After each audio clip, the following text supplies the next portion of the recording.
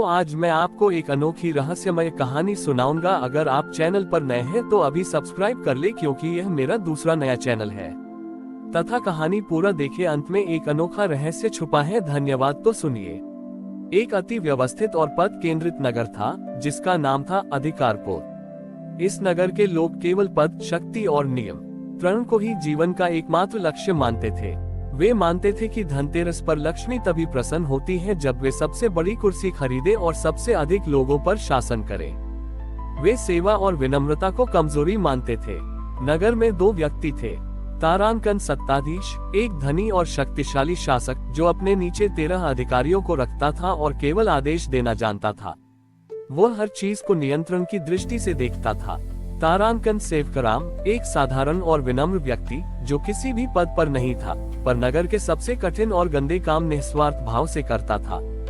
धनतेरस का दिन आया।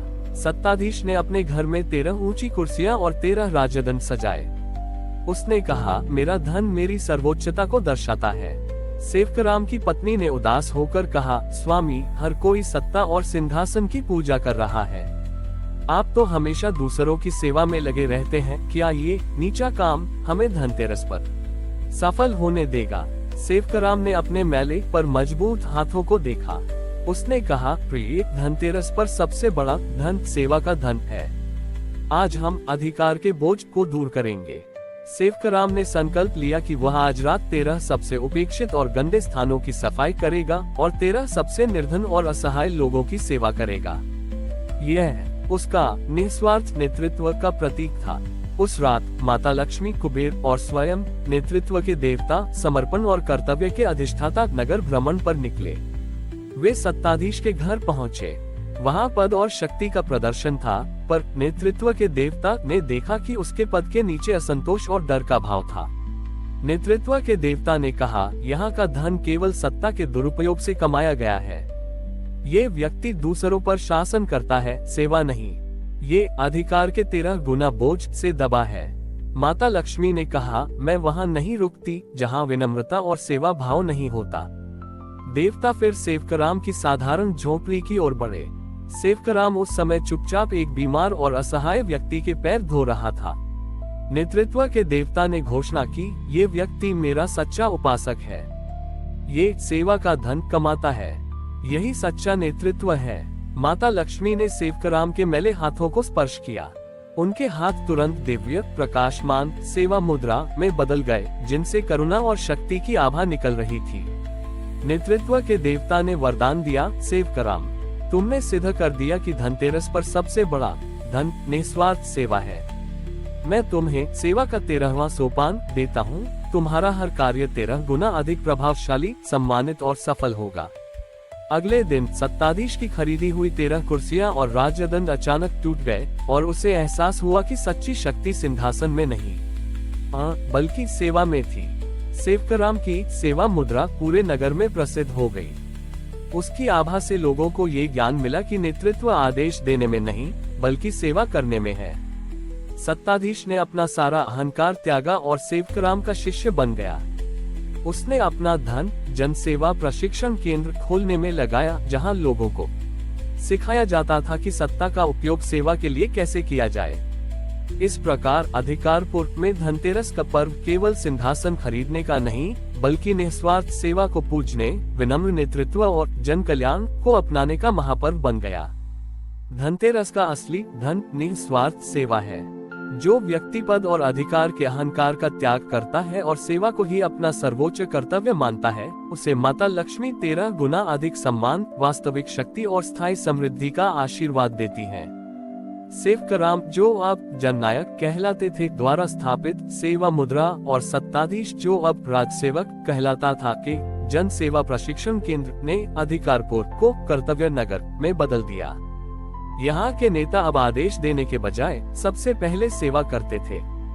जननायक ने देखा कि लोगों ने व्यक्तिगत रूप से विनम्रता और सेवा को अपना लिया है, पर उन्हें अभी भी यह समझना बाकी था कि शासन के सर्वोच्च स्तर पर सेवा भाव को कैसे लागू किया जाए ताकि प्रशासन हमेशा जन कल्याण के प्रति समर्पित रहे।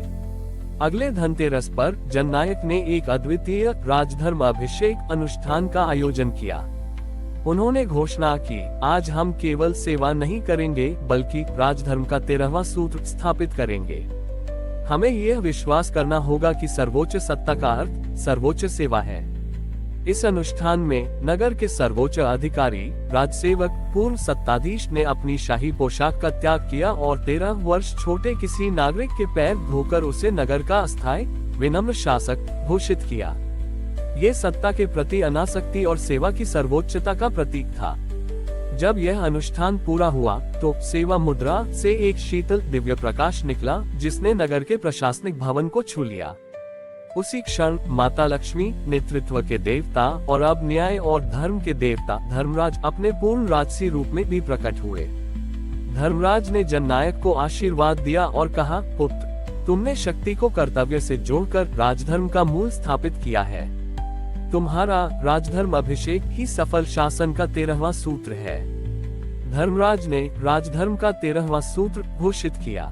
सच्ची सत्ता वह है जो सेवा की नींव पर खड़ी हो। जो शासक सबसे विनम्र सेवक होता है वही 13 गुना अधिक न्यायपूर्ण, स्थायी और लोक कल्याणकारी शासन करता है। नेतृत्व के देवता ने घोषणा की, इस नगर का नेतृत्व अब पद से नहीं बल्कि सेवा भाव से मापा जाएगा। यहाँ का प्रशासन 13 गुना अधिक कुशल और भ्रष्टाचार मुक्त होगा। माता लक्ष्मी ने घोषणा की, मैं उस राज्य में वास करती हूँ जहाँ राजधर्म का पालन होता है और जहाँ शासक स्वयं को जनता का सेवक मानते हैं। यहाँ का धन न्याय और कर्तव्य से बंधा है, इसलिए वह अक्षय है। राजसेवक सत्ताधीश ने उस दिन घोषणा की कि वह अपनी सारी संपत्ति राजधर्म कोष में लगाएगा, जिसका उपयोग प्रशासनिक सुधार और सेवा आधारित शासन के सिद्धांतों को पूरे राज्य में फैलाने में किया जाएगा।